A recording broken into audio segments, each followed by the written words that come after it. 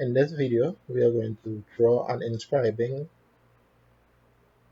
square in a circle of a given radius of 50 millimeters. Alright, so this particular question is very similar to inscribing an equilateral triangle in a given circle. Alright, so first thing first we're going to do is draw our circle. So we're going to go to the circle tool, center radius, and then draw a circle, 50, and go to the construction line.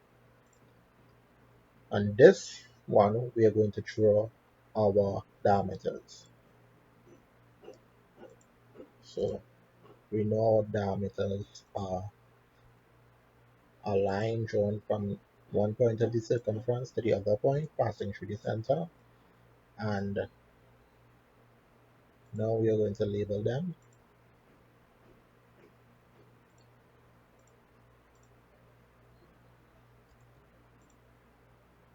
A, B, C, D.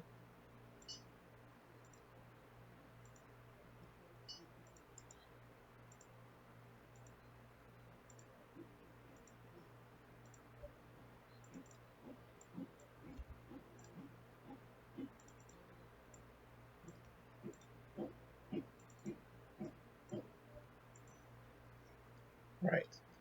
Now we are going to connect the points A to B to C to D, and then back to A.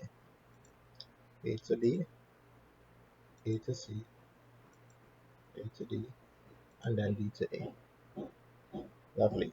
So this is it. We have our inscribing square in a circle of a given radius, 50 millimeters.